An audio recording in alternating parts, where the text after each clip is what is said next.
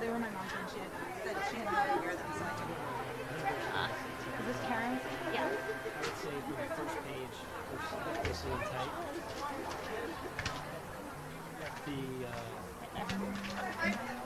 And then there's a lot of music. All right. What time is that? 5:29. We can do it. Where can I put this? I won't forget it. Right over here. There's a drawer.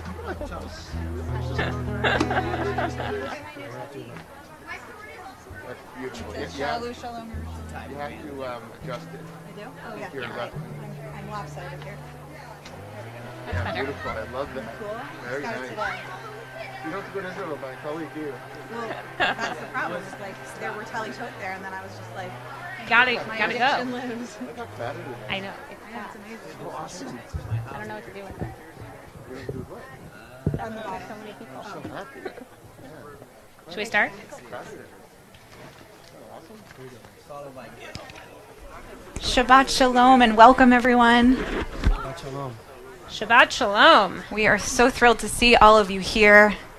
We are in the weekend that precedes the holiday of Shavuot, where we celebrate receiving our Torah. And so we begin our service this evening with a prayer called Sweet as Honey, which is the prayer for the study of Torah, and the sweetness of this community really rings this evening.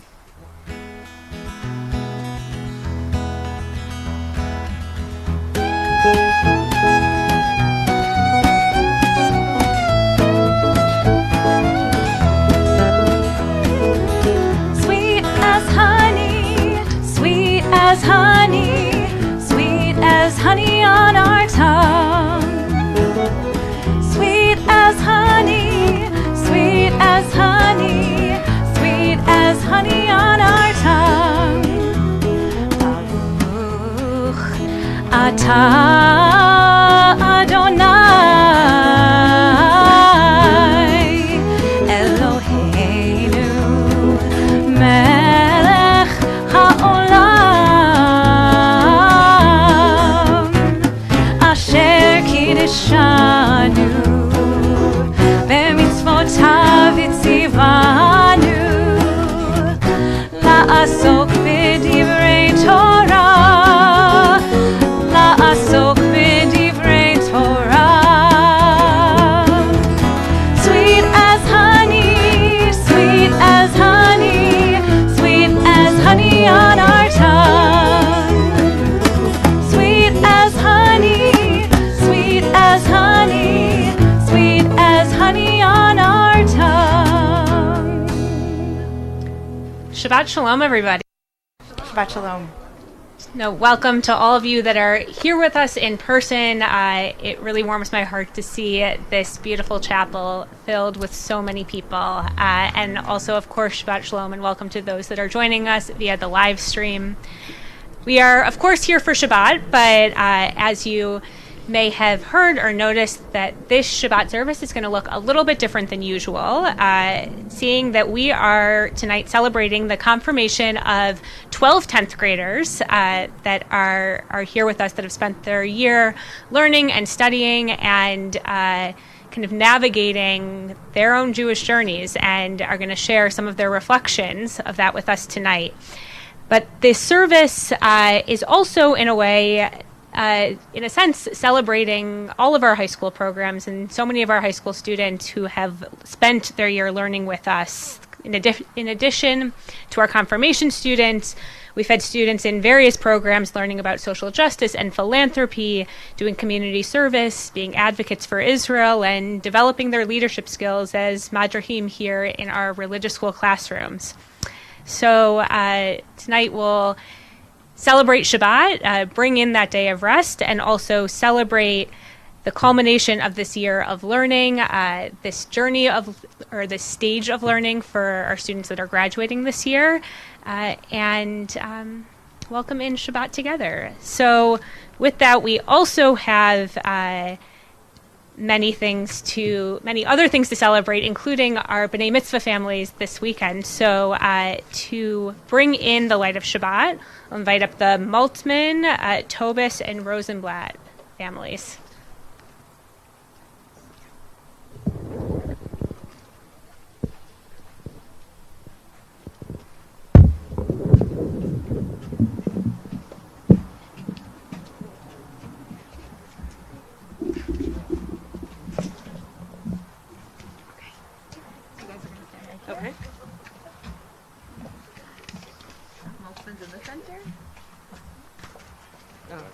just you. Just the adults.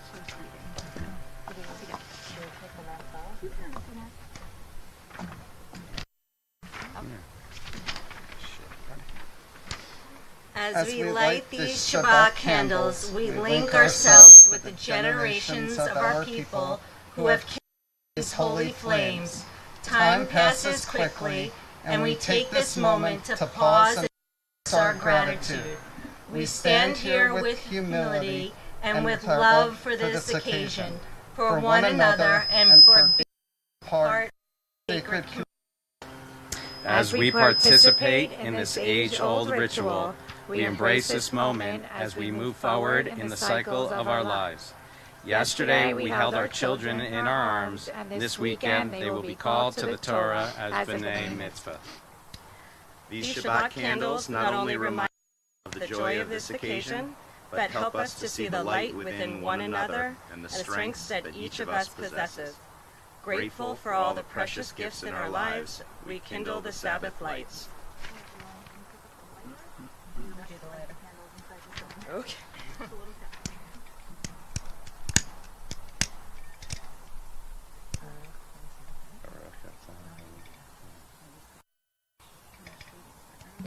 Oh my God. It's good that you're not in charge. Okay. It's like trick candle. I think the greatest challenge of all here. Okay.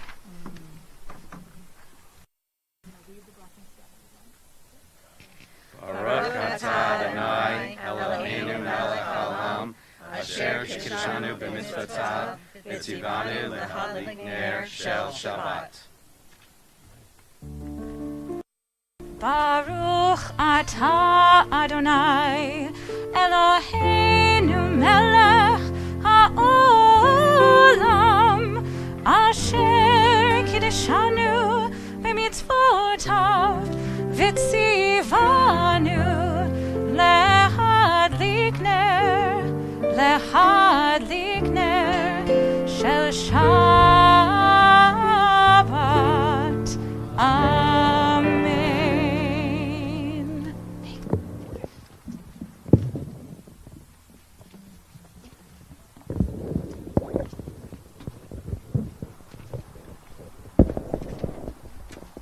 At the beginning of 2020, I just returned from Israel.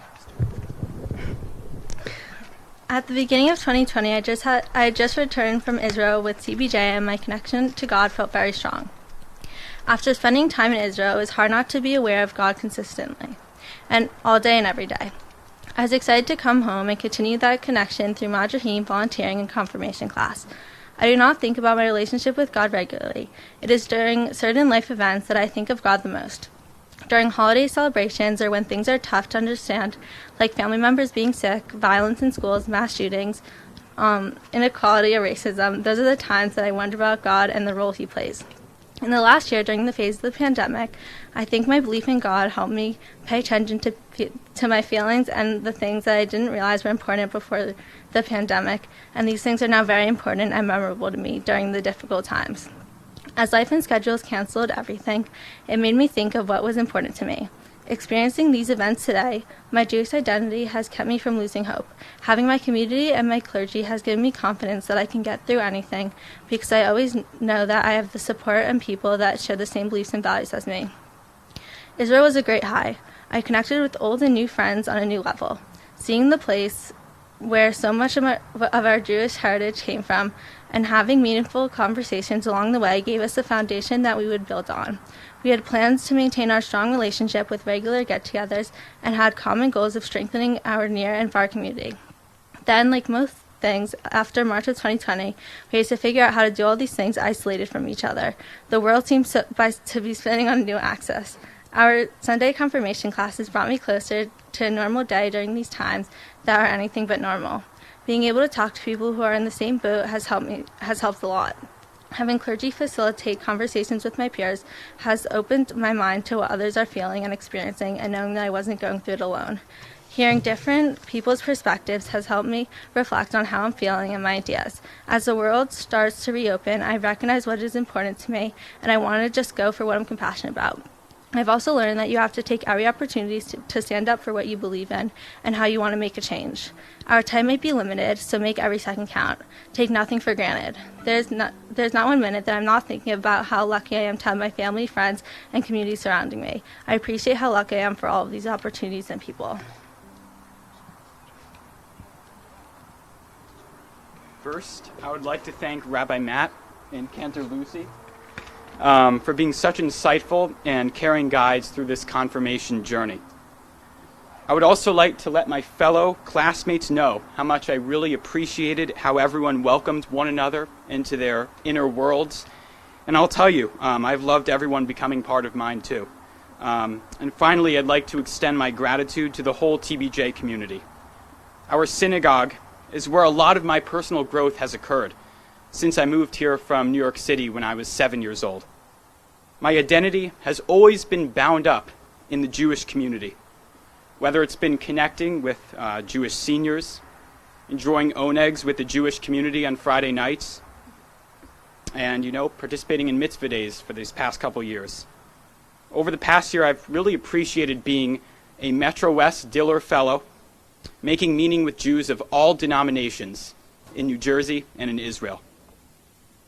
Even when I'm engaging in activities that are not necessarily related to Jewish life, my Jewish values truly inform them.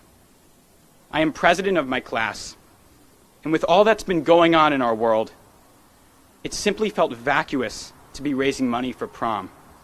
All I could think about was how our class could give back during these times. So, I'm currently organizing a class serve-a-thon. Our class members will be encouraged to collaborate with clubs at our school to do some kind of service activity, and the event will culminate in a class cleanup of Taylor Park.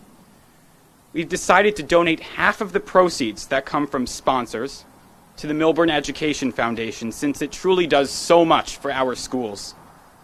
My Jewish values of Tikkun Olam and Chesed drove that effort.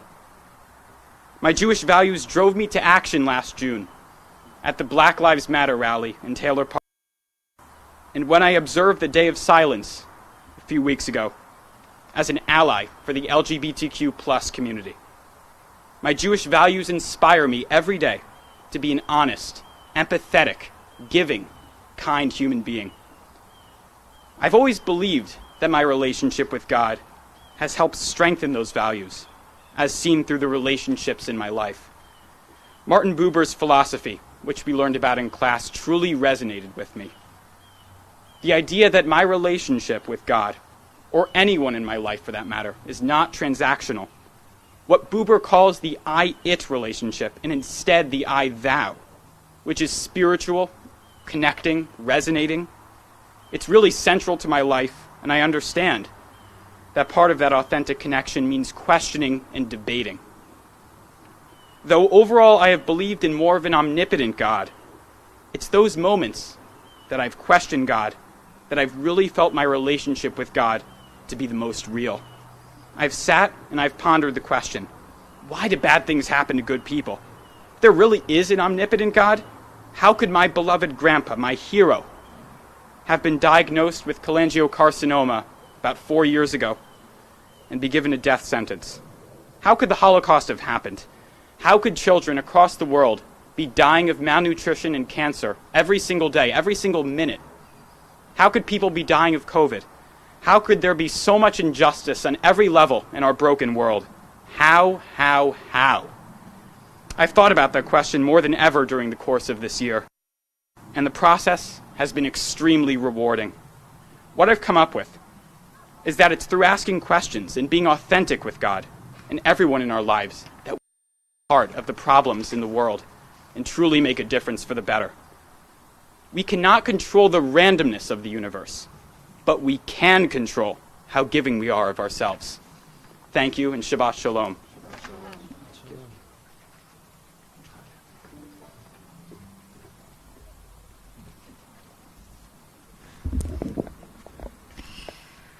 We continue on page 20 with Lecha Dodi, welcoming Shabbat into our midst with those words on our hearts and that call to action in our minds.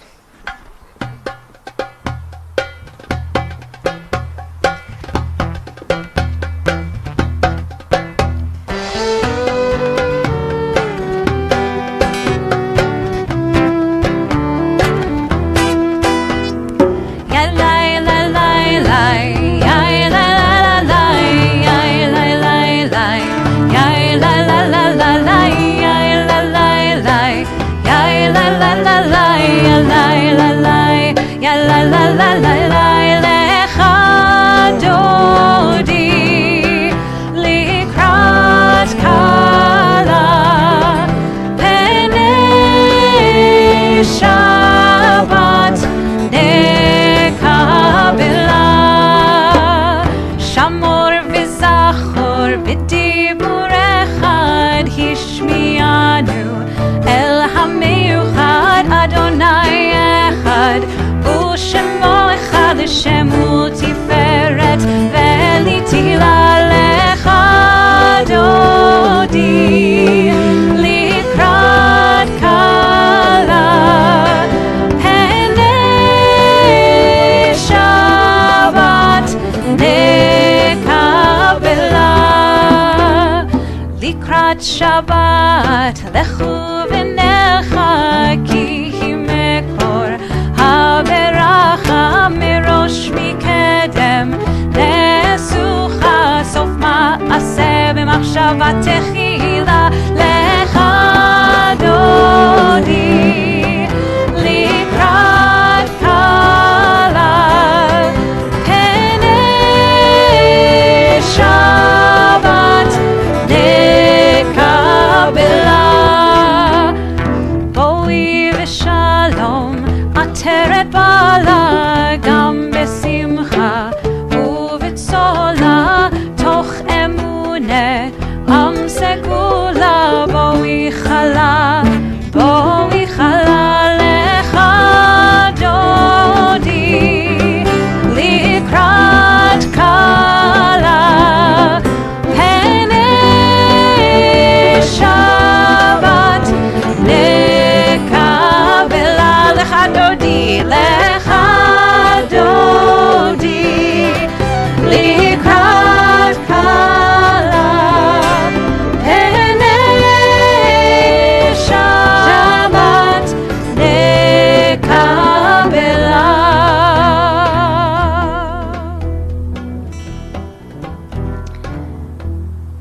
Turning ahead in our prayer books, page 146, I invite you to please rise for the Baruch Hu.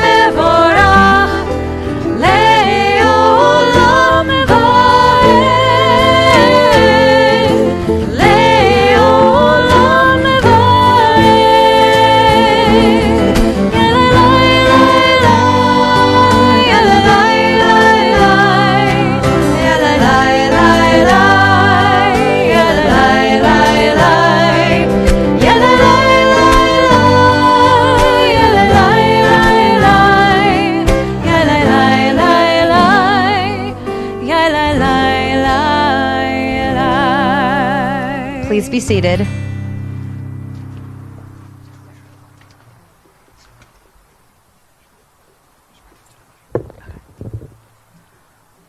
When I began this class, I had always believed in God. I saw God closer to the omnipotent side of the spectrum because I had prayed for things in the past and a lot of them came true.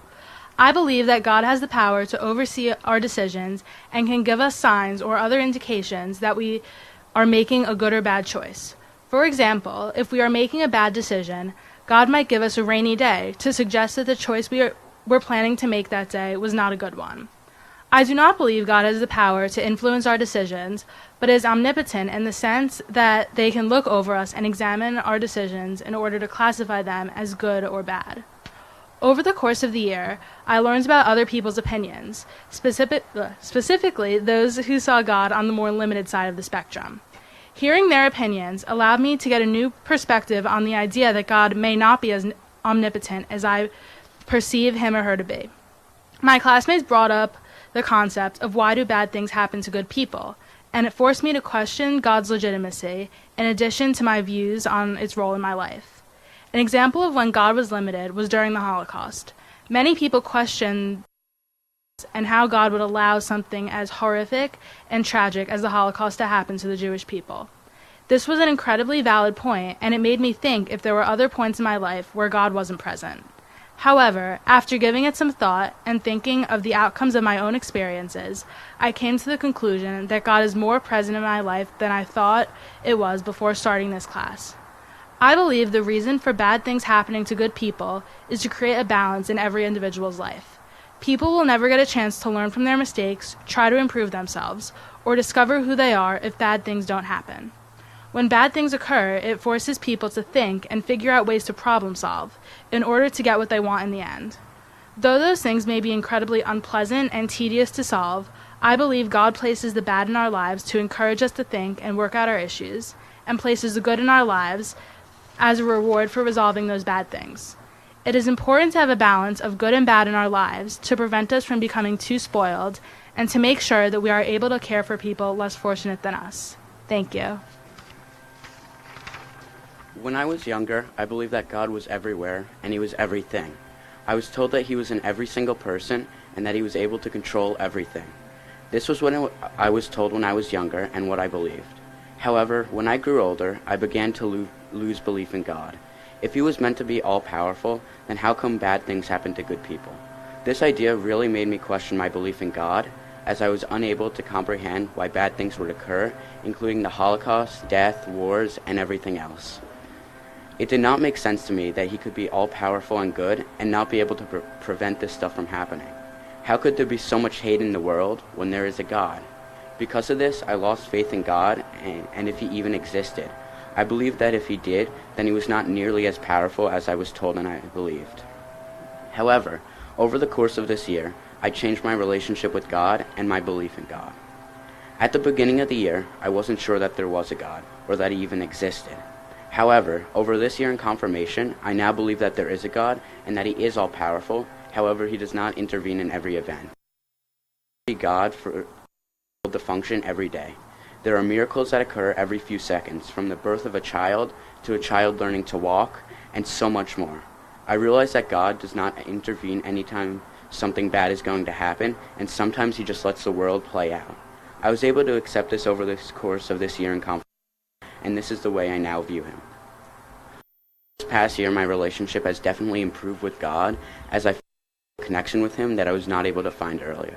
I'm thankful for everything that he does and able to accept that he's not going to play a role in everything. Therefore, over the course of this year, I've been able to create a newfound relationship with God.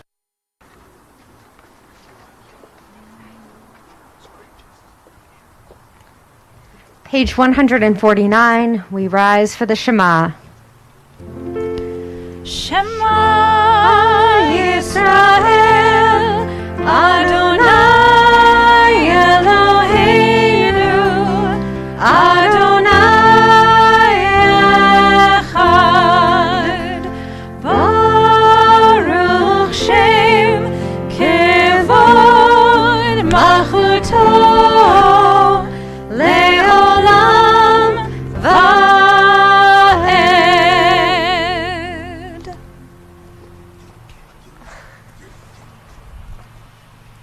Okay, ready?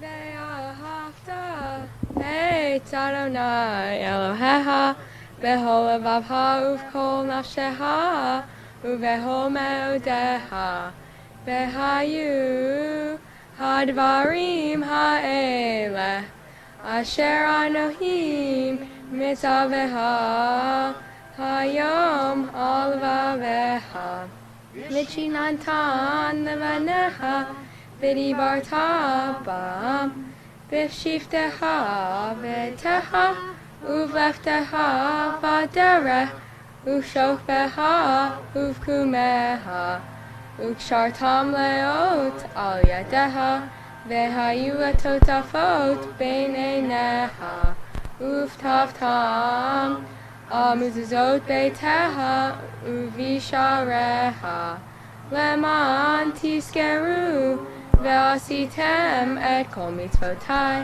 והייתם קדושים לאלוהיהם אני אדוני אלוהיהם אשר הוצאתי אתם מארץ מצרים להיות להם לאלוהים אני אדוני אלוהיהם Adonai Elohim, Amen. I never really understood what it meant to be Jewish. I knew we celebrated different holidays than my friends, and I knew we had to go to school on Sundays to learn Hebrew and about Jewish culture. But what really separates Judaism from other religions? This year in confirmation, we learned about all the different ways a person can believe in God, including how God can be found in the relationships you have with your family and friends. It was very interesting to learn about so many past Jewish thinkers and to see where we are now. I'm a proud Jew, and confirmation has really taught me where my bond with God is in my life and how Judaism benefits me every day. I love being a part of the TBJ family and like how we can all still have different but similar beliefs and can come together. When I was younger, I thought of God as a man with a white beard in the sky floating on a cloud, a man who grants wishes. I'm sure a lot of you had a similar picture in your mind. Many people stumble upon the question, how can you explain God to a little kid? In confirmation, we learn that God has no gender and is very open to interpretation on whether God controls every detail in the universe or is more laid back. I've always been a curious person. I remember 3 years ago sitting right where you were. Well, not really, because we were inside pre-COVID. I was watching my sister present her speech. I wondered to myself, what does getting confirmed mean? And now I have learned that my Jewish life will continue to change as I get older and as I further my education, and that no matter where I am in my life, my TBJ family and Jewish beliefs will continue to grow and be with me. Congrats to everyone being confirmed today, and thank you Rabbi Matt and Kenner Lucy for your guidance through my Jewish journey. Growing up, I was always taught that there is a God, that he is a supernatural being who is omnipresent, omnipotent, and omniscient. I believed that for the majority of my life. However, as I have gotten older, I started to question his existence and his power. Is there really a God? How much power does he really have? If he is all-powerful, then why do such horrible things happen? Why did the Holocaust happen? Wars, genocides, murder, racism, sexism, poverty, and hatred. I question how a God could exist if so many terrible things could happen. The concept of deism is that a supreme being created the universe and does not intervene in the universe. I'm not sure that if there is a God, but if there is, I believe that is what he is like, a creator who does not intervene. Because if he were more, then why has he done nothing to solve the horrible problems facing our world today? Why do bad things happen to people? Especially during a global pandemic, where so many lives have been lost, businesses have closed, and where people can no longer go where they used to and be with who they used to be with. I have started to lose faith in God as I have grown up and experienced the world around me. The atrocities of the world have been revealed to me, and I have wondered why the Supreme Being would not stop them. Some people may think, if you don't believe in God, then what is Judaism to you? To me, Judaism is about maintaining the traditions of my family and Jewish ancestors, spending time and doing good with my people. The traditions and holidays such as Passover or Hanukkah help me feel connected to my Jewish identity. However, I'm still young and have the rest of my life to live and the rest of the world to see. My belief in God will probably change as I get older. But as of now, I am certain that I am not certain if God exists. Thank you.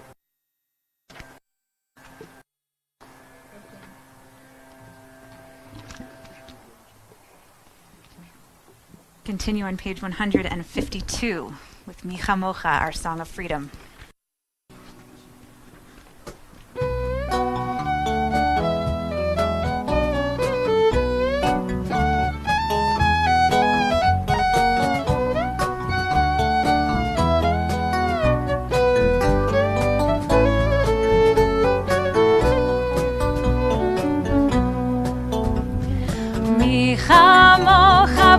Elim Adonai mi kamocha nedar b'kodesh Nora tehilot osef ele Nora tehilot osef ele Malchutecha ra'u vanecha Bokei hayam lifnei Moshe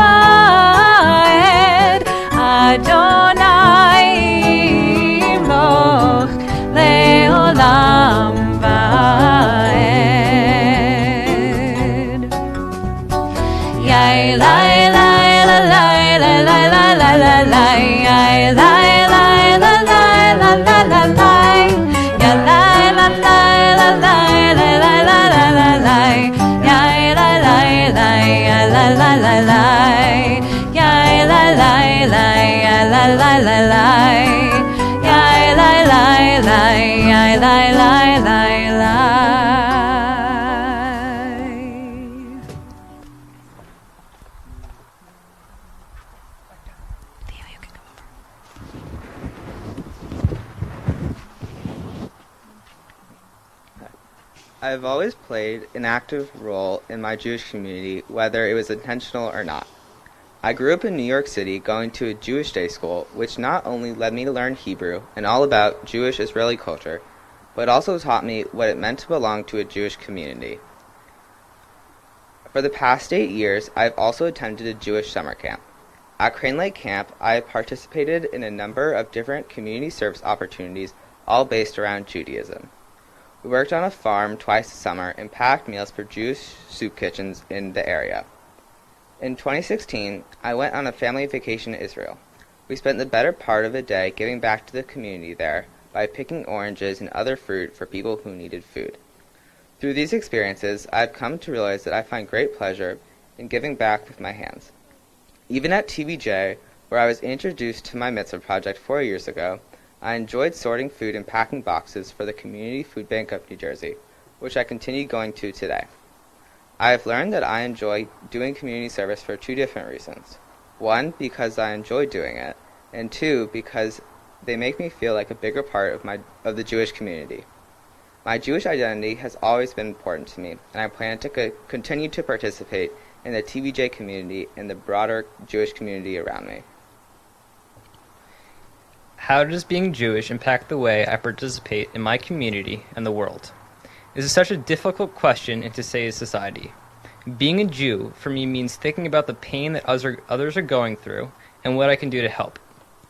As a Jew, thinking about my history, I understand being in a society where pain and suffering were all around.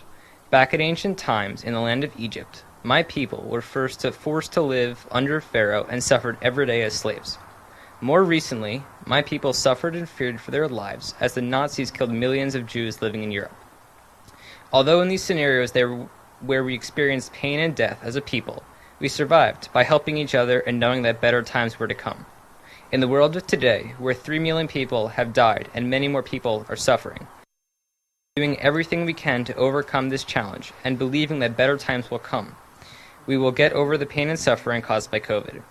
When I think about what I can do to help achieve this goal, I think about another very important part of my Jewish identity, tzedakah. When I think of tzedakah and what it means, I think about helping others but without receiving anything else in return. For me this year, this has been wearing my mask consistently, even though now I am fully vaccinated. By wearing a mask, if I were ever to get infected with the coronavirus, I would potentially be saving others and helping to stop the pain in the world from continuing. In the world of today, where everything shut down and some of the events that would help people in need did not happen, for example, TBJ, the Midnight Run, wearing my mask has helped me to know that every time I step outside, I am helping others and that better times will come. Thank you.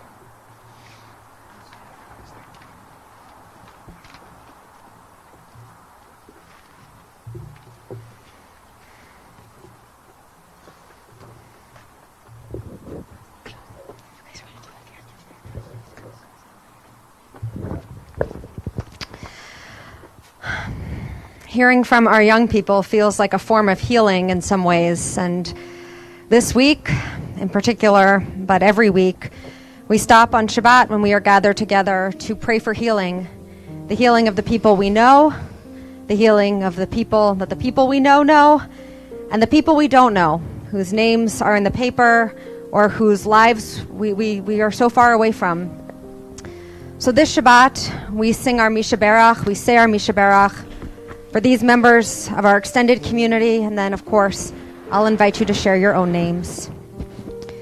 Tonight we pray for Stanley Amsterdam and Cindy Baker, Bertha Sutton, Lenny DeVento and Alan Tilley, Michael Jesser, Dorothy Cavellis, Margaret Larkin, Robbie Palermo, Sharon Tillis, Laura Vogel, Rivka bat Rachel, Shoshana bat Sarah, Mark Sutton, and Jeff Bakinski. To those names, we add others that we are holding in our own hearts. If there's someone that you are praying for tonight, as my eyes meet yours and my hand passes over our congregation, please feel free to share out loud their name and, if you like, your relationship with that person. Prayers for healing.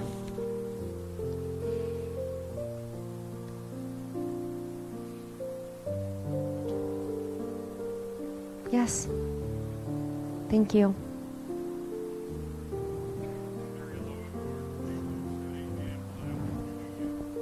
Thank you, Patty. Thank you. Judy. Thank you.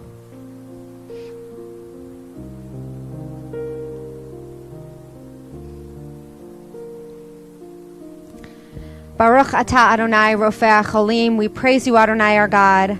We call you the healer of the sick. And we join in the comforting words of the Mishaberach together.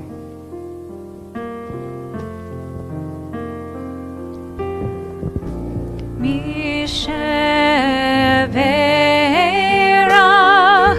Avoteinu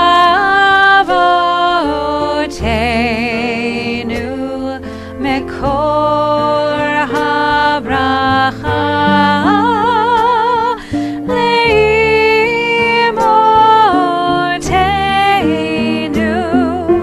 May the source of strength, who bless the ones before us, help us find the courage to make our lives a blessing, and let us say Amen.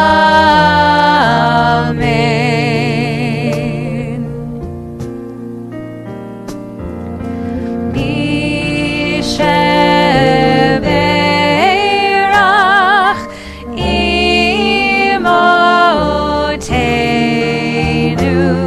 Mekor HaBracha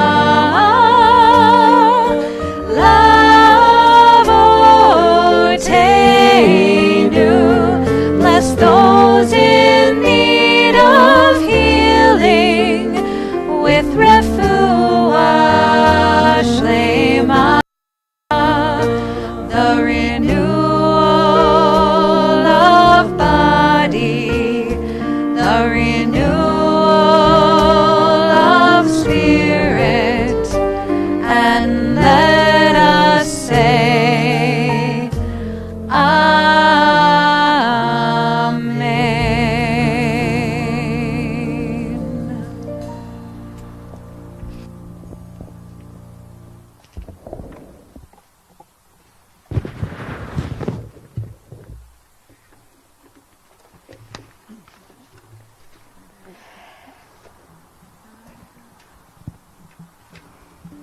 Adonai sefata tiftach ufi hiladecha.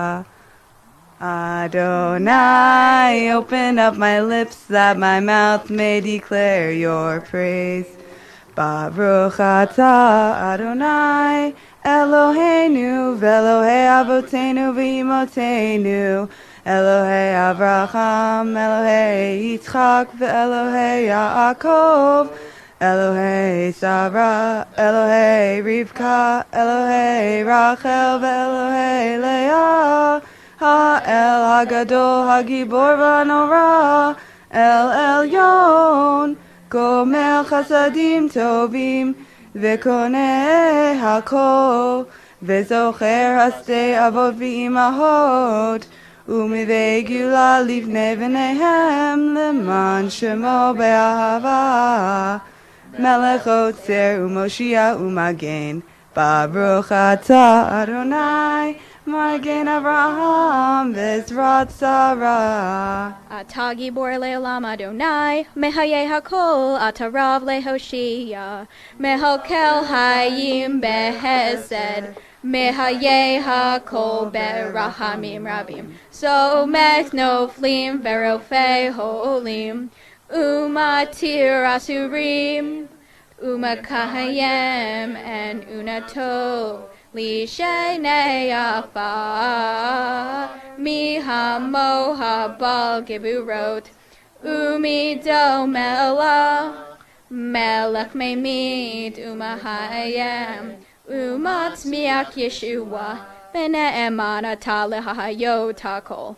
Baruch atah Adonai mehaye hakol. Atah kadosh v'shimcha kadosh ukdoshim b'hol yom halu hasela. Baruch atah Adonai ha'el hakadosh.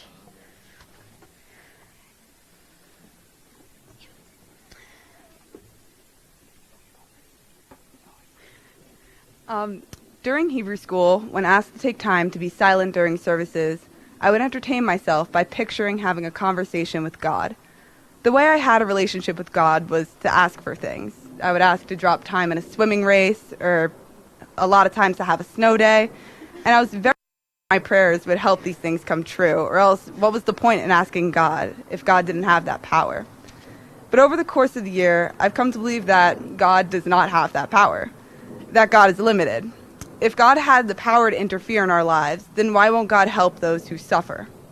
So, like many Jewish scholars before me, I wondered if God does not have that power, then what's the point of prayers and what's the point of religion?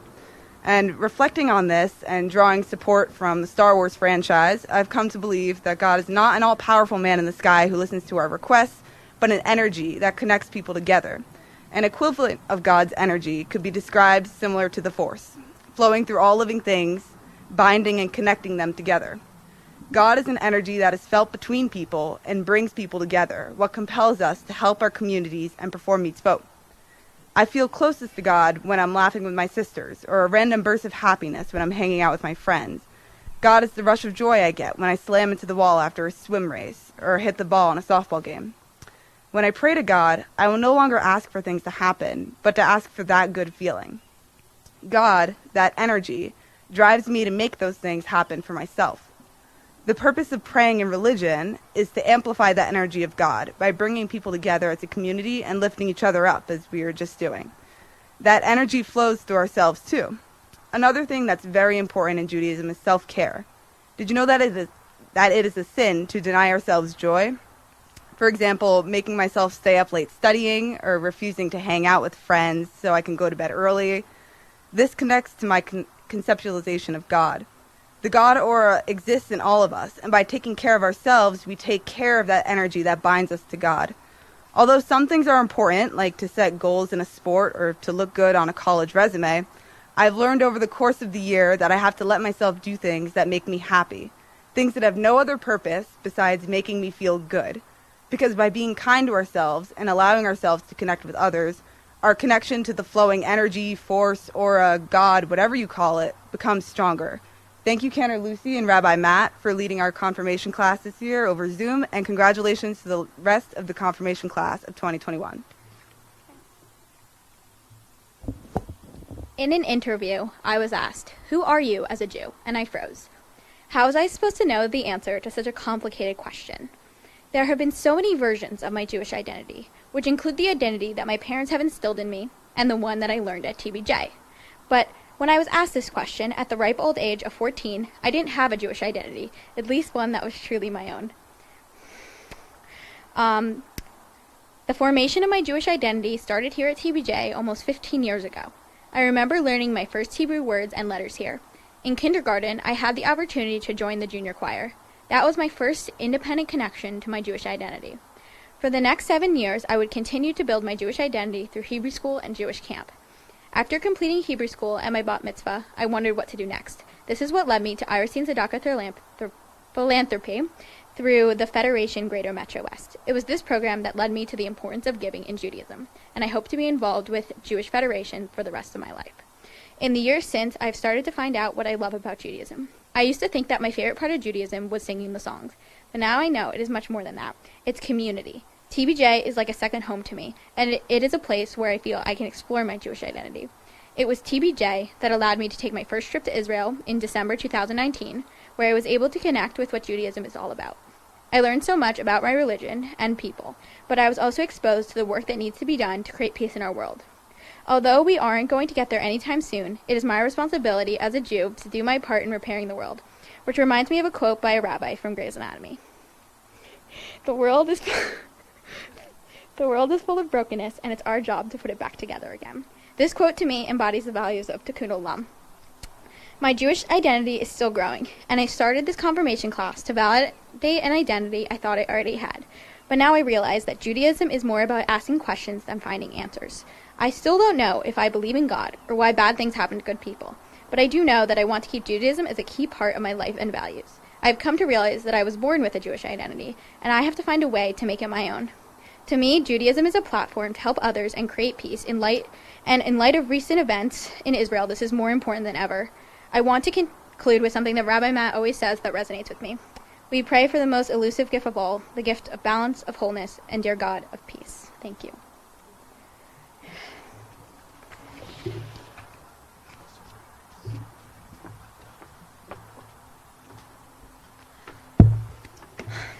So indeed, praying for that most elusive gift, to find a way to put the broken pieces of our world back together and let that flow of energy, they say it better than we can. We pray for peace. Shalom Rav, page 164.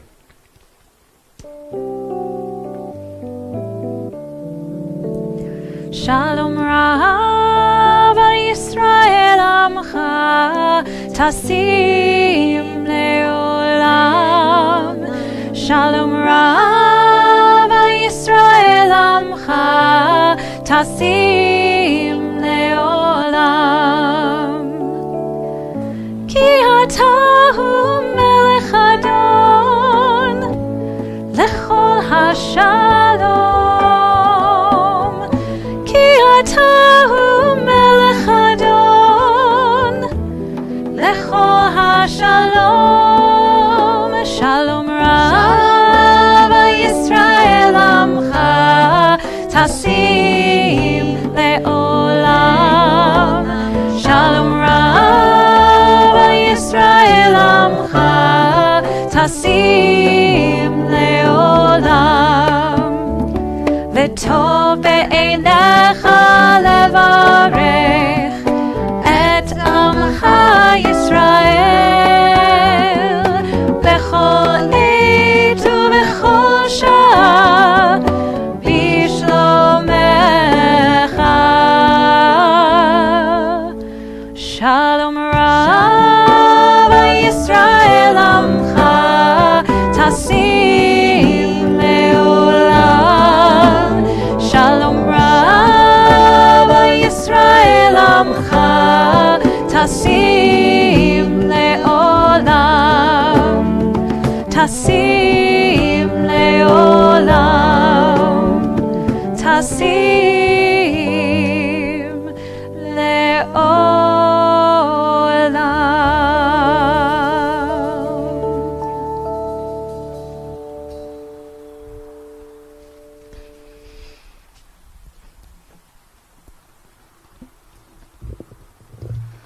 Coming into this year, God didn't play a big role in my life. I knew that I didn't believe in God as a human-like, all-powerful being, but that was it. I didn't think much about God. I assumed that since I didn't believe in the traditional form of God, the form I've learned about since I was a little kid, there wasn't much impact God could make in my life. God was simply a figure made up by some people a long time ago to explain the world when science was still in its infant phase. God was black and white, yes or no, with nothing in between. That changed this year. Now, my beliefs about God itself actually didn't really change much. When we learned about Mordecai Kaplan and Reconstructionist Judaism during one of our confirmation sessions, I saw these ideas as an interpretation which filled in the dots between my half-formulated ones. Kaplan understood God not as a supernatural being, but as a helping hand in our individual journeys and a creator of order. It felt like these were ideas that I'd had, but hadn't realized that anyone else had thought of them, or that it was an actual movement within Judaism. And it was reassuring to know that the unfledged ideas I'd thought of were ideas also held by prominent thinkers and many Jews who had spent much more time thinking than I had. So While my ideas themselves didn't really change much, my understanding of religion did. Formerly, I'd seen it as a strict mold that I simply didn't fit into. But now I understood religion as being pliable, where one can build their own understanding out of bits and pieces from different sources. The idea, at least for me, is to tailor religion to oneself rather than tailoring oneself to religion. That's not to say that the rules and beliefs of Judaism and the reasoning behind these rules and beliefs shouldn't be examined carefully, with special attention to ones that raise skepticism. It's just that religion can be flexible, and with a bit of flexibility, Judaism, or any other religion, can be crafted into an experience that one finds meaningful. Using this understanding, virtually anyone can find meaning and purpose in their spirituality. And maybe that seems like a very simple and obvious realization. However, I find that it's often the most simple and obvious things that make all the difference. Shabbat Shalom.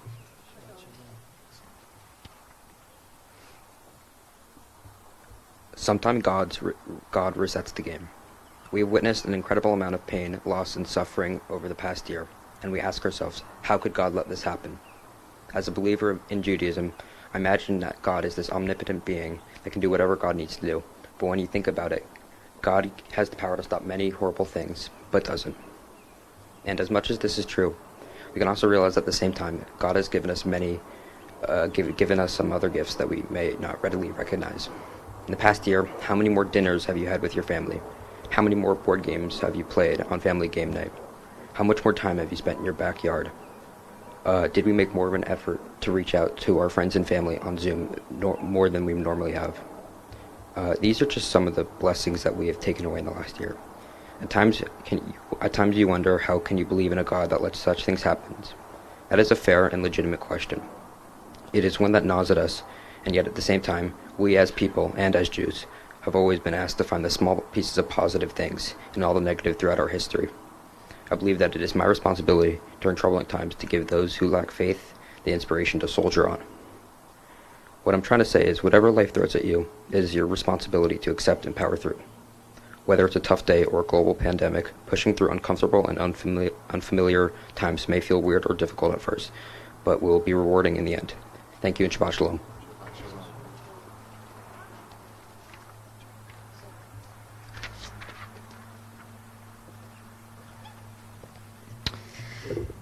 Taking the words of our confirmands that come, you can feel so deeply from their hearts, we take a moment to turn inward to our own hearts, reflecting on them, reflecting on the week that has passed, finding just a little bit of stillness on this gorgeous day. We take a few moments to pray in silence.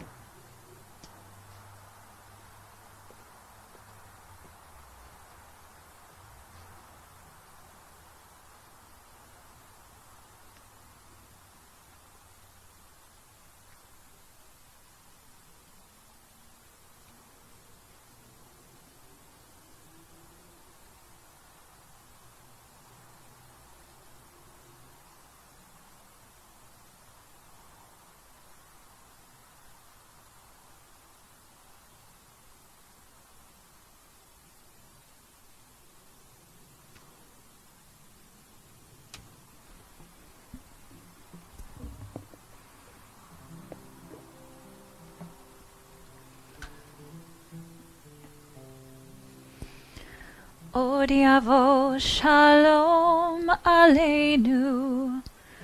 Od yavo shalom aleinu. Od yavo shalom aleinu ve'al kulam.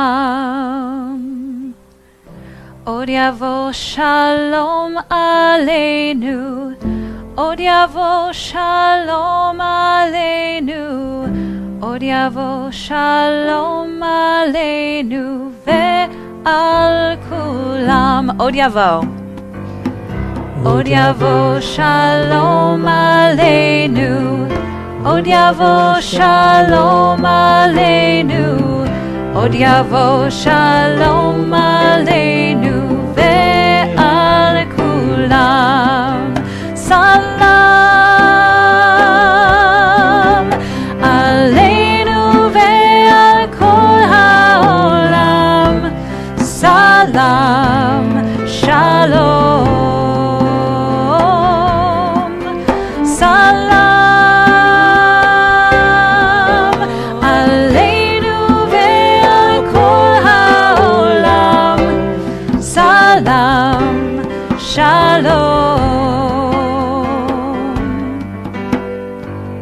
Od yavo shalom aleinu. Od yavo shalom aleinu. Od yavo shalom aleinu ve'al kulam. Od yavo shalom aleinu. Od yavo shalom aleinu. Od yavo shalom aleinu al kulam. Salam aleinu ve'al kol ha'olam. Salam shalom. Salam aleinu ve'al kol ha'olam. Salam shalom. Od yavo shalom aleinu. Od yavo shalom aleinu. Od yavo shalom aleinu ve'al kulam. Od yavo shalom aleinu. Od yavo shalom aleinu. Od yavo shalom aleinu ve'al kulam.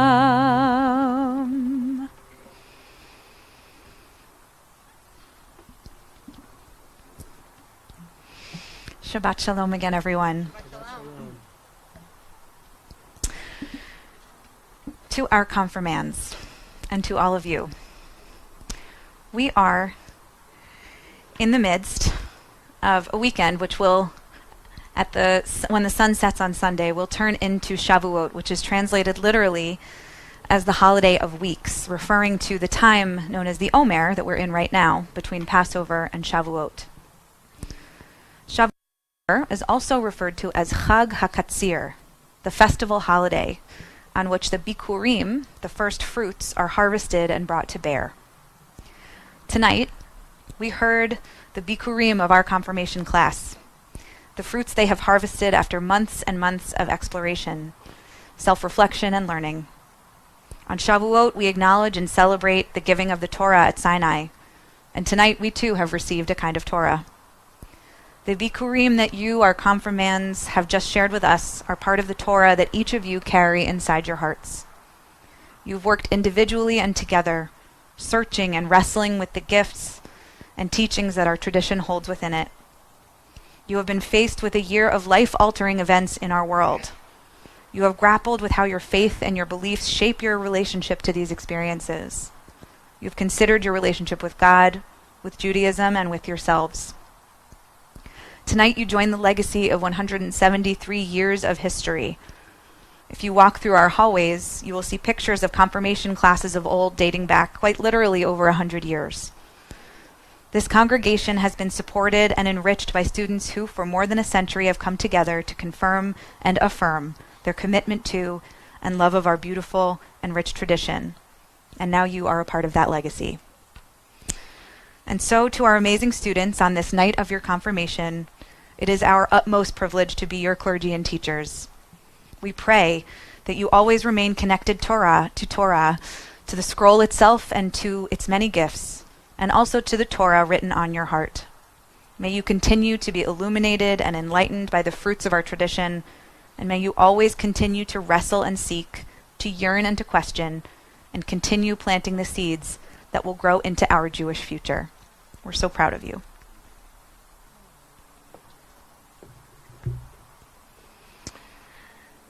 Shabbat Shalom, everyone. Thank you, Cantor Lucy, for extraordinarily meaningful and beautiful words.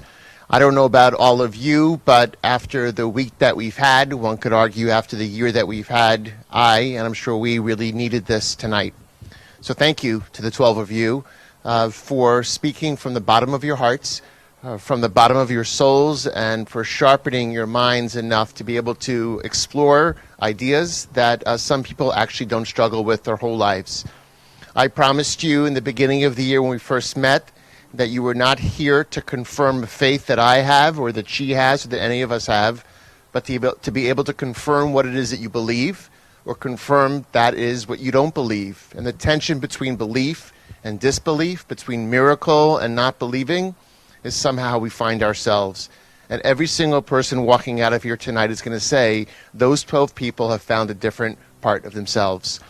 Besides that, I wouldn't mind some of you as speechwriters for my Rosh Hashanah sermon this coming. Really extraordinarily sophisticated thoughts.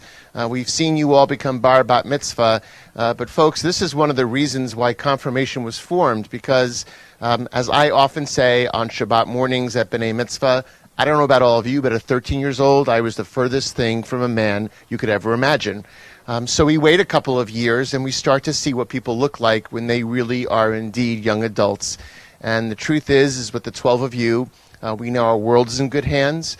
Even in the midst of peril, even in the midst of disease, even in the midst of domestic and international strife, you make us believe. You give us hope and you give us optimism. I want to end and do things a little bit differently than we've done for confirmation before, although last year, and this is going to be on the wall, was a Zoom confirmation.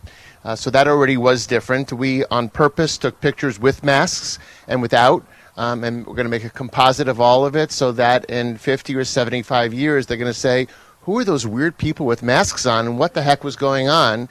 And there'll be a story to be told for sure that all of you have lived through. But you may remember, we tell you the story early, that when Moses got the Torah at Sinai, God said to Moses, I want some kind of guarantee that you're going to take care of it. And I won't go through the embellishing of the story that I usually tell, but they offered three things up. First, the prophets, and God said, no, they're great people, but I can see into the future better than they can. Then, of course, it was the elders, and they said, I love the elders, but I'm far wiser than they are. And you have one more chance, God says to Moses. And a little boy and a little girl, 4 or 5 years old, come running up the aisle of the sand leading to the base of Sinai, and they say, it's us. We'll be the guarantors. We'll be the surety that will always make sure that we take care of our ethics, our values, our stories, and our traditions. And God says, that's one I'm going to go with.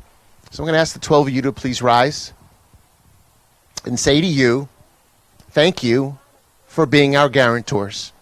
Because of you, I and they and all of them believe that our world is actually in good hands. If you are a parent of a confirmand, I'd like to ask you to please stand.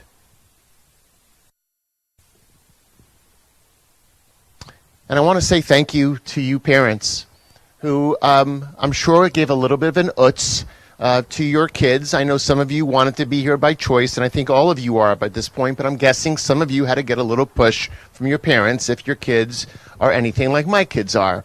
So thank you for having backbone and conviction to be different, to say that this is important, that this is a value that helps define your families. Because of you and the values with which you're raising your kids, you're helping guarantee and ensure that our world is going to be a better place. You too are guarantors.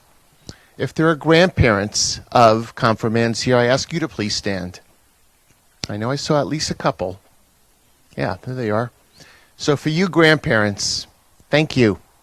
Because somehow, not too far back, but a little bit far back, you decided to raise your kids with the ethics and the values with which they decided to raise their kids with the ethics and values that ensure and guarantee that our ethics and our values and our stories and our traditions will always be perpetuated.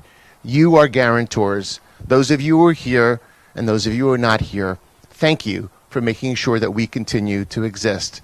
Without you, we wouldn't be. Confirmation has indeed gone on for 173 years here at Jeshurun. You have helped perpetuate that tradition. I want to thank a couple of important people without which and whom this would not have happened. Our lay board and leadership has always been on our side when it comes to Jewish education. Todd Schreiber, who is both a parent of a confirmand, but also the Vice President of Education representing our board. We thank you for the endless hours, countless hours that people like you put in. I want to thank Rabbi, you could be Rabbi tonight. Also, Cantor Fishbein, who I actually got to confirm when I was a young rabbi at Erev Shalom, and now we get to confirm confirmands together. It has been a sacred privilege to share this with you.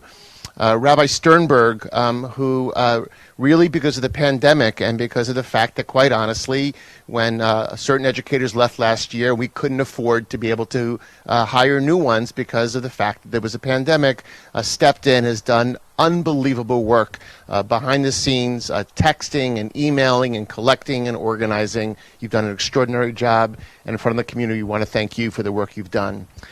Abra Lee, welcome home. Welcome home, Abra Lee. We've been waiting for you to come back for this moment, and Abra got back home and was locked out immediately and was not allowed into the building and not allowed to do what she wanted to do best.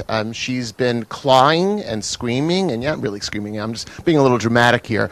But the truth is wanted so much upon her arrival to do what she does. And I could say to you tonight that it's beginning to look a little bit like confirmation again. So welcome back home. Abra's grown up here and has continued to bring the magic that she has brought for so many years. It means so much to us that you're partnering with us again.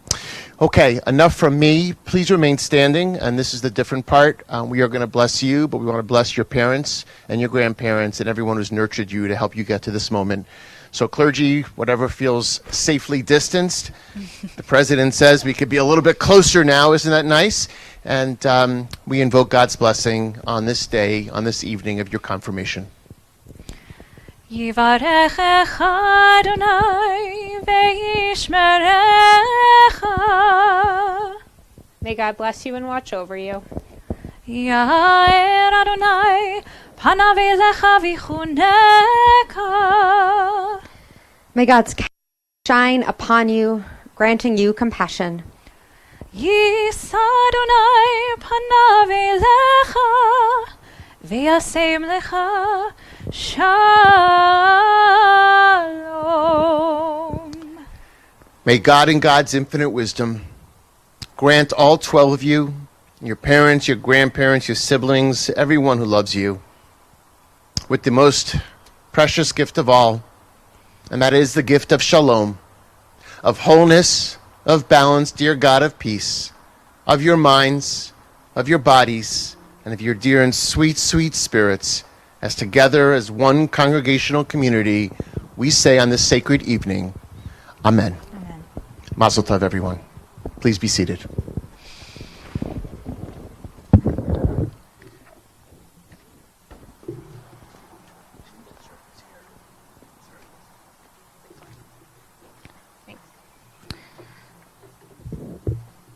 So as we celebrate and bless our confirmands, we also take this time of year to bless another group of students. I think a few of you out there tonight and hopefully more at home, of our high school seniors who are preparing to graduate this year. Many of you have grown up within the walls of the synagogue. Some of you maybe joined the community a little bit later, but at some stage along the way, we have connected with you, and hopefully you have connected with us. So as you prepare on the next step of your journey, we pray that this place, the people, the walls of this building continue to be a home for you wherever life takes you. And so we'll bless you with these words that hopefully you'll find take you into the next step of your journey. As you leave our protected walls, may you be blessed on this journey and all your studies. May all the gifts hidden inside you find their way into the world. May all the kindness of your thoughts be expressed in your deeds. May all your learning lead to wisdom. May all your efforts lead to success. May all the love in your heart be returned to you. May God bless your body with health and your soul with joy. May God watch over you night and day and protect you from harm. And may all your prayers be answered. And together we'll say, Amen.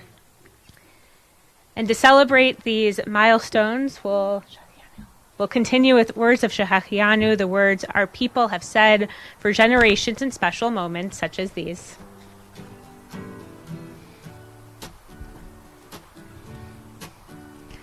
Baruch atah Adonai Eloheinu melech haolam shehechianu v'kimanu v'higianu lazman hazeh.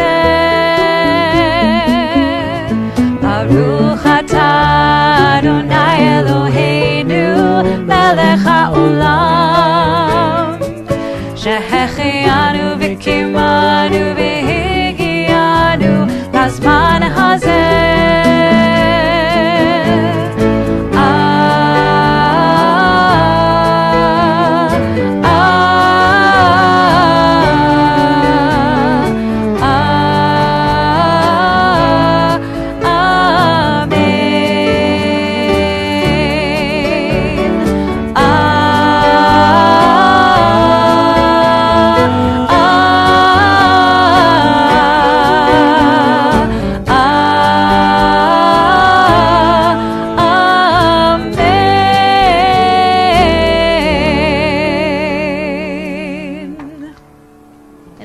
return to our liturgy as we rise for Aleinu on page 586, not 500, 282. I'm in the wrong prayer book. Aleinu l'shaveach l'Adon hakol, לתת גדולה ליוצר בראשית, שלא עשנו כגויי הארצות, ולא שמנו כמשפחות האדמה, שלא שם חלקנו כהם, וגורלנו ככל המונם, ואנחנו קוראים ומשתחווים ומודים לפני מלך מלכי המלכים הקדוש ברוך הוא, ונאמר והיה אדוני למלך על כל הארץ ביום ההוא, ביום ההוא יהיה אדוני אחד ושמו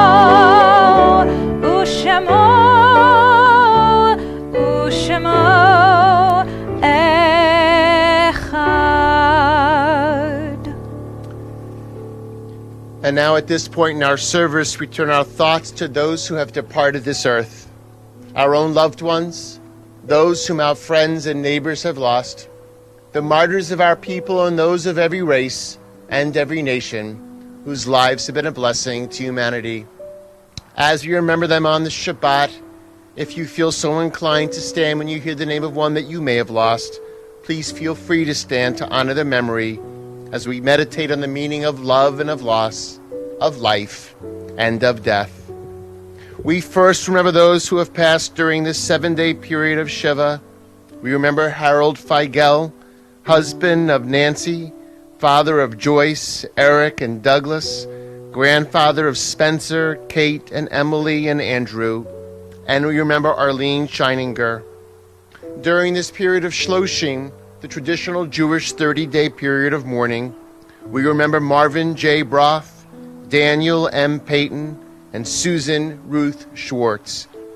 And on this their yortzeit, the yearly anniversary of death, we remember the following: Etta Barnett, Barbara H. Becker, Rachel Rosenberg Bierman, Philip Brief, Ina Bruskin, Ada Bucksbaum, Carrie J. Dell Cohen, William R. Cohen, Patricia B. Einhorn, Henry H. Eske, Barbara Feldstein, Jacob L. Fish, Carl Edward Fish, Dr. Oscar Glass, Leon Glazer, Marvin B. Glickman, Benjamin Glickstein, Carol Glover, Rabbi Bernard Gluck, George Allen Golden, Rose S. Goldsmith, Gertrude Goldstein, Laura Gould Goodman, Ruth L. Grad, Dr. Theodore Grotsky, Dr. Emmanuel Hausman, Florence L. Hoffman, Charles George Howard, Alma Rothwein Jacobs, Dr. A. Milton Jacobs, Richard Mayer J. Dell,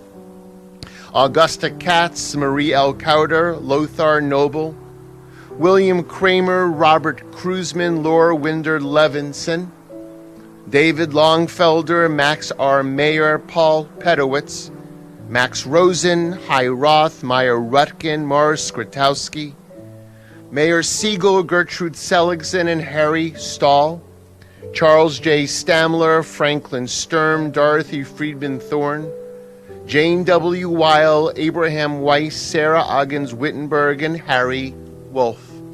Zecher Tzadik Livracha. May the memory of the righteous be a blessing to each and every one of us praying here in the Shabbat Eve. And come, let's honor their memories by inviting their souls in to dwell among us as we rise as one community to say the words of Kaddish. They're found on page 294. Yitkadal ve'yitkad shamei rabbah bi'olma divrach hirutei v'yamlich malchutei b'chayechon ve'yomechon Eidechol Beit Yisrael, Ba'agalau Vizman Kari V'imru Amen.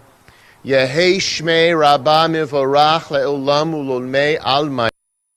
Yitbarach V'yishtabach V'yitpa'ar V'yitromam V'yitnasei V'yitadar v'yitale v'yitalal shemei dekudesha barichu. La'ela min kol birchata v'shirata. Tush bechata v'nechemata. Da'amiran v'yolma v'yimru amen. Yehe shlama rabba min shemaya v'chayim. Aleinu v'yal kol Yisrael v'yimru amen. Osei shalom b'imromav. Huya say shalom. Aleinu v'yal kol Yisrael v'yimru amen. May the source of peace send peace to all who mourn here and those who are bereaved everywhere here, or those of you at home. Our hearts, of course, with you as well. As together we say, Amen. Sydney, Aiden, and Jonah, you have been part of what we now can officially call at 6:46 p.m. a Gesundheit service, which means there's a lot going on here tonight, but we have not forgotten what is definitely one of the most important elements, and that is that the three of you, tomorrow and Sunday, are becoming B'nai Mitzvah. To your families, we are so happy to be able to celebrate with you on this evening. There's no guilt or pressure at all, but look at them, and we want to see you there in 2.5, or 3 years. No pressure at all, but we do want you to come up and, of course, sing Kiddush and Motzi with us, and cannot wait to celebrate with all of you throughout this weekend. Please join us. Sydney, Aiden, and Jonah.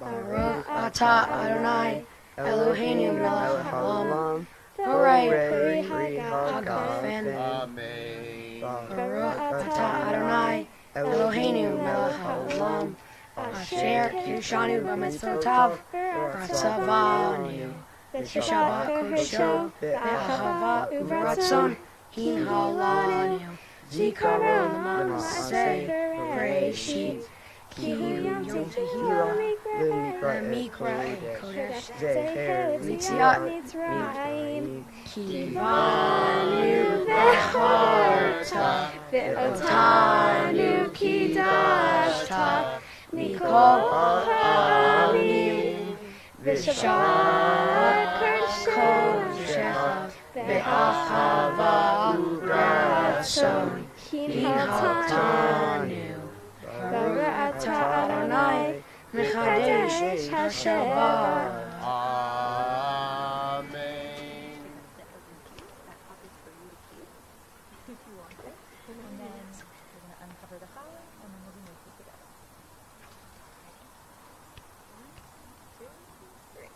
Baruch atah Adonai Eloheinu melech haolam hamotzi lechem min haaretz.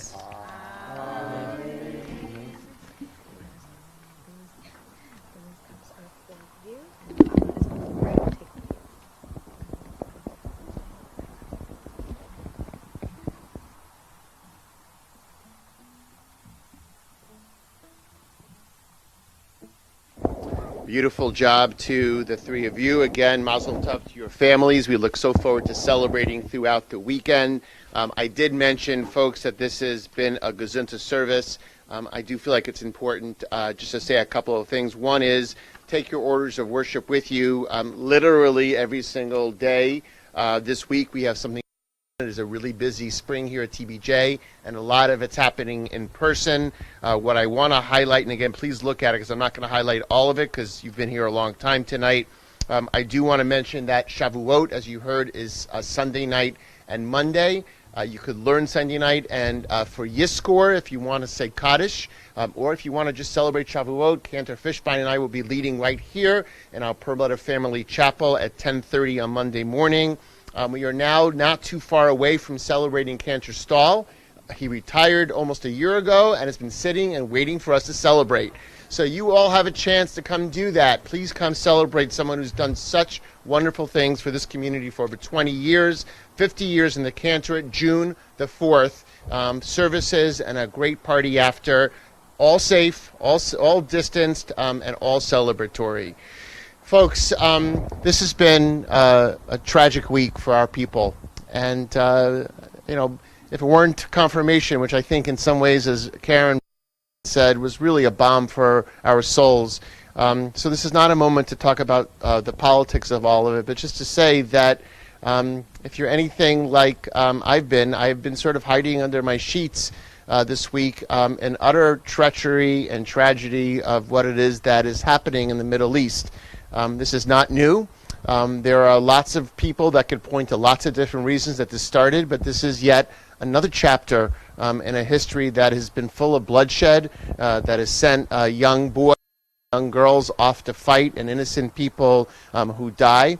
And I want to impress upon you the importance of our solidarity for Israel right now as she is experiencing ultimate danger. You heard a couple of the confirmands who talked about us traveling there right before the pandemic. I also want to say what we heard in interviewing an Israeli this week in front of many of you who watched is that, no matter what it is that you believe or care about, and if you're, again, part of this community, I hope it's for the ever survival of our people. But there are going to be two peoples there forever. They're not going anywhere. And the question is, how is it that we find a way to somehow one day make peace? I am an optimistic person, and I always thought before the end of my lifetime that I would see it. I hope I still live as long as I've always hoped I was going to live, which is still a long time more, and I'm pessimistic about that. But I know in my life, as a Jew, as a Zionist, and as a human being, I'm going to do anything and everything I can in my power to make sure that I, A, support Israel, and B, support peace in the Middle East, because I believe that without a safe Israel there, we are not going to be safe anywhere. So it's really incumbent upon us to be able to support that, to advocate to our Congress people. You've gotten a million things from a lot of Jewish communities, including our own. Please don't just hide under the sheets the way I have been part of the week, but pick up the phone, get on your email screen, and let's make sure we advocate. God willing, we are traveling to Israel this coming December. This week we did not put out the registration forms for good reason. We want to take a breath, but we fully intend on being there with a family trip December of 21. Baumans, you want back in? You could come back again. Any of you could come back again. So let me just offer this as we close tonight, and we're going to ask you also now to turn ahead to page 374, which will get us to Hatikva, but give me a moment just to offer these words. When indiscriminate rockets of hate are launched, our Israeli brothers and sisters are not alone. Their life and spirit are ours. We are with them. When the presence of a Jewish state in the land of Israel is rejected, it is our story which is under assault, and we are with them. When Israel, which has never known a day without external threats, sustains yet another moment of heightened assault, we are with them. When Israeli soldiers and security forces are mobilized in defense of their country, and they renew their commitment to protect the Jewish people wherever and whenever they are endangered, we are with them. Dear God, we pray that our Israeli brothers and sisters spread over them and us your shelter of peace. Shield us from enemies, sword, and sorrow. Surround us and shelter in the shadow of your wings. Guard us and deliver us. Guard our coming and our going. Give us life and peace, now and always. Eternal guardian of your people, please, dear God, protect us and give us a strength to bring that elusive gift that we indeed call Shalom, the hope. Tikva.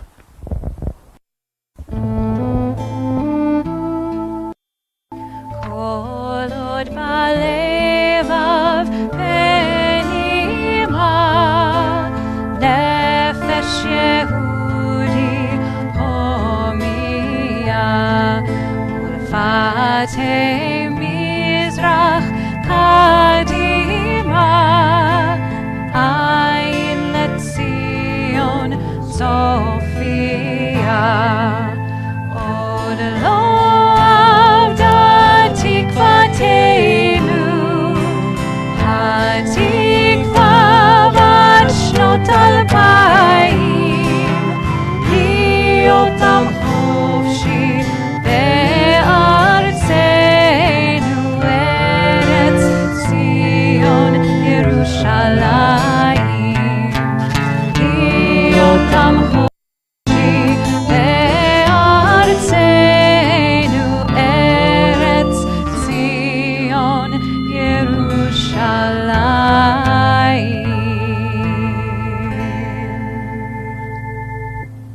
Shabbat Shalom, everyone. Shabbat Shalom.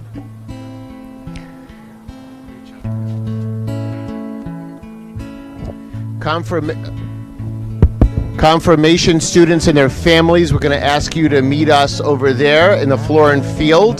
Just look over to my left, to your right. We're going to ask you to go directly there. Everyone else, there are delicious treats on the way out. Shabbat Shalom, everyone. Confirmands up in floor and field.